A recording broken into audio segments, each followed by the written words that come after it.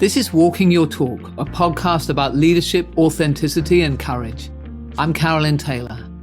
I've worked with well over 100,000 leaders from every kind of organization. People who are committed to closing the gap between their values and those of their organization and how they actually show up every day.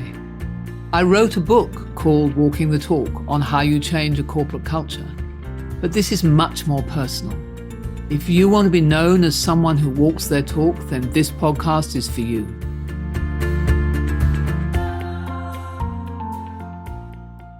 If you want to know what I really value, then look at my calendar and my bank statements. Today's topic is symbols. I love symbols because I think they are the best, the fastest, and often the cheapest way of actually really demonstrating a commitment to a particular value. And if the decisions that you make are not symbolic of what you value, you're very rapidly seen as inauthentic. And it's inauthenticity that causes people to say that you're not walking your talk.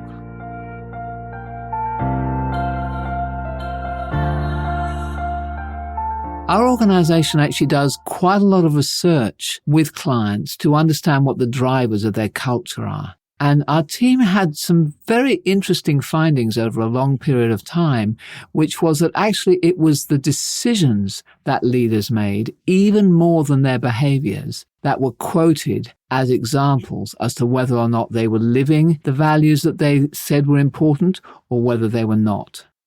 So decisions have a huge potential to increase the extent to which we're seen as walking our talk. So why might that be? Many of the decisions that we make actually represent choices. So we can't do everything. And so we unconsciously use a kind of a hierarchy of values to decide whether we're going to prioritize this or prioritize that. And in that demonstration of our hierarchy of values, we are in fact revealing what we really value. Let me give you some examples that you'll be encountering on a daily basis. Say you have to recruit someone, you've got a vacancy in your team. And you know how it is when you're recruiting someone. One person is stronger, has got absolutely the right attitude, but maybe not all of the experience. Somebody else has got all of the technical skills, but not sure about a couple of the behaviors. And maybe there's a possibility that you just hold out, that you go much broader in your search and you don't fill the role and you suffer from the short-term consequences of not having that role filled for maybe several months. So you've got to make a choice there. And in making that choice, and let's face it, it's rare that we get somebody who is perfect. In making that choice, you are demonstrating what you value most. Indeed, do you want somebody who is stronger on accountability or who is stronger on customer-centricity? And which of those two matter most? So recruitment is a powerful symbol where you're making a decision. Another powerful symbol is the way that you allocate space. So, for example, on a personal level, I find I go into so many friends' houses where their office is in a pokey little room next to the laundry with no view and whatever. Now, some people have got, very limited and haven't got any choice about where they put their office, but many houses I go into have quite a lot of space. Now, I personally have a really strong view. Work is a part of my life. It's not like work and life. It's work is my passion.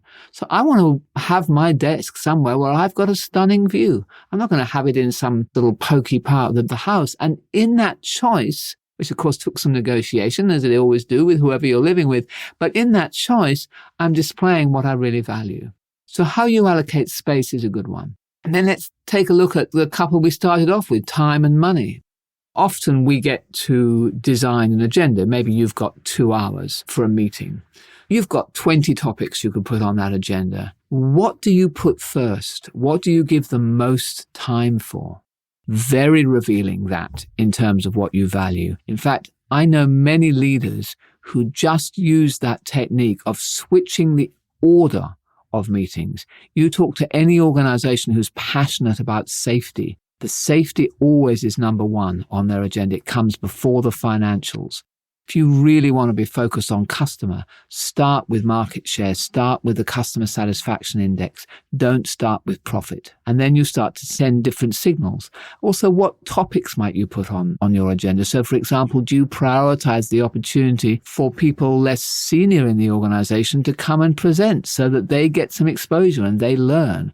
Or do you prioritize more strategic issues and have fewer topics but have them much longer? So changing the agenda of meetings is a way of demonstrating a shift in your value set, in your hierarchy of values. And a fourth very powerful one is money. So you have a budget cut. What are you going to cut? Do you cut marketing? Do you cut training? Do you have to retrench some people? And if so, which people? Do you allocate it evenly across every division? Do you say, well, no, we're not going to cut anyone in this division because this is the one that is the most important? So how you're spending, or in this time cutting money, is a serious indication of what you really value. So in all of these cases, you have a limited resource. There's only one vacancy. There's only 2 hours for the meeting. You've only got a certain square footage in your house. You've only got a fixed budget. And you are having to choose to make a decision about what is most valuable to you, and therefore how will you allocate that resource.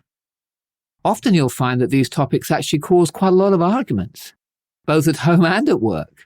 And the reason they cause arguments, you know how, at home often, you have a look next time, often with people you really care about, your loved ones, if you have an argument, they're often about money or time. How are we going to spend, are we going to, spend on possessions? Or are we going to spend on good experiences? Or are we going to save, not spend at all? Or how do we spend time? Do we allow devices at the table? Or do we say, no, at the table we've got to be no devices, we're talking to each other? All of these things, there's only limited time. We can only choose one thing over another, which one we choose. And that's why those arguments can be bitter, because people feel strongly about their values. So let's move into an exercise that you can do over the next week. Think about moments when you do have to make choices with limited resources in some of the categories we were talking before: time, money, physical space, choosing people. And then deliberately change those choices. Actually think about the value that you're trying to dial up, and think about what you would have to do in each of those cases, in each of those moments that really do matter, to demonstrate that you were walking your talk. And when you've done that, amplify it. And what I mean by amplify it is talk to people about why you're changing your decision on that topic. And you talk to them by saying, look, I know we always used to put profit first, but we're spending a lot of time trying to get better at really being customer focused. So why don't we start our meetings with customer? And then if we do have to cut something short, at least we know that one will never be cut short. Let's start with market share data, or let's start with customer satisfaction data, and demonstrate to ourselves and to others that that really now is what we want to focus on. So that's what I mean by amplifying. Not only do you make a decision which is symbolic and is an example of your actions speaking in line with what you value, but you then tell people that you've done it in order to have other people recognize that and perhaps then follow your lead. And master your use of symbols, and you will be walking your talk.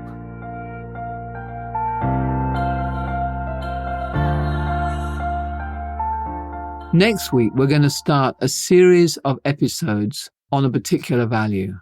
Today, we were covering techniques that you could use that would apply to any value. And the value that I wanted to start with is the value of simplicity, making things simple and reducing complexity and being really focused on what matters most. And if you're like many of the leaders I meet, you may question whether simplicity is a value. I tell you that it is, and I'll show you next week why it is and what a powerful impact it can have on your life and on your business when you're able to walk that simple talk. Thanks for joining me, and I'll see you next week.